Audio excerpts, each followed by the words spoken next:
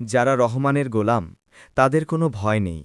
যে আল্লাহর পথে চলে আল্লাহ তার অভিভাবক হয়ে যান। তাদের ক্ষতি করতে যে এগিয়ে আসে প্রকৃতপক্ষে সে নিজেই ক্ষতিগ্রস্ত হয়।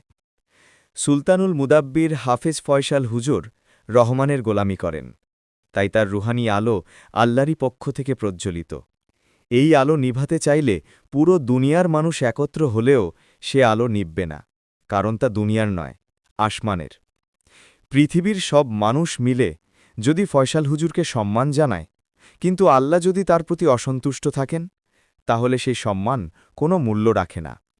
আর যদি দুনিয়ার সবাই মিলে তার বিরুদ্ধে অবস্থান নেয়, তবুও যদি আল্লাহ তার পক্ষে থাকেন, তাহলে দুনিয়া ও আখিরাতে সফলতা অবধারিত। ফয়সাল হুজুর কখনো পক্ষ বিপক্ষ নিয়ে ভাবে না। তিনি জানেন শত্রুরা শত্রুদের কাজ করবেই, আর আল্লাহর অলি তার কাজ করবেন আল্লাহর আদেশে। যে কেউ আল্লাহর পথে বাধা দেয়, আল্লাহ নিজেই তার বিচার করেন, ইনশাআল্লাহ। সৈয়দুল আউলিয়া বড় পীর হজরত আব্দুল কাদির জেলানী রাহেমাউল্লাহ তার খানকায় আল্লাহর আদেশে মানুষের রোগমুক্তির তদবির দিতেন। কিন্তু একসময় তার বংশের লোক ও নিকটজনরাই তাকে জাদুকর, ধোঁকাবাজ বলে গালিগালাজ করেছিল, এমনকি গ্রাম ছাড়তে বলেছিল। কিন্তু সময়ের পরিক্রমায় সেই শত্রুরাই ফিরে এসে তার দরবারে ক্ষমা চেয়ে নিজেদের আত্মাকে তার হাতে সঁপে দিয়েছিল। আলহামদুলিল্লাহ, আজ সেই রুহানি ধারার উত্তরসূরি, সেই আলোকিত পথের পথিক আমাদের সুলতানুল মুদাব্বির হাফেজ ফয়সাল হুজুর। বড়পীরির রুহানি পায়ের বরকত নিয়ে তিনি মানুষকে আত্মশুদ্ধির পথে আহ্বান করছেন, রুহের শক্তিকে জাগ্রত করছেন, আর দিনরাত আল্লাহর সন্তুষ্টি অর্জনের সাধনায় লিপ্ত।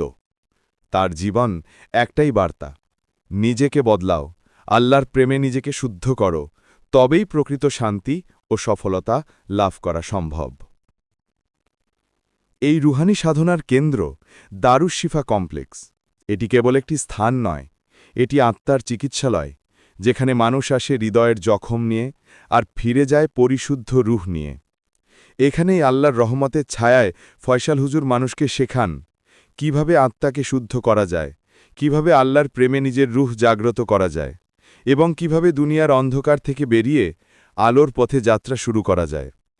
দারুশ শিফা কমপ্লেক্স হল সেই আত্মশুদ্ধির মহল, যেখানে রুহের চিকিৎসা হয় কুরআনের নূরে, যেখানে দোয়া, তাওয়াক্কুল আর আল্লাহভীতি মানুষের জীবনকে নূতন আলোয় ভরিয়ে তোলে।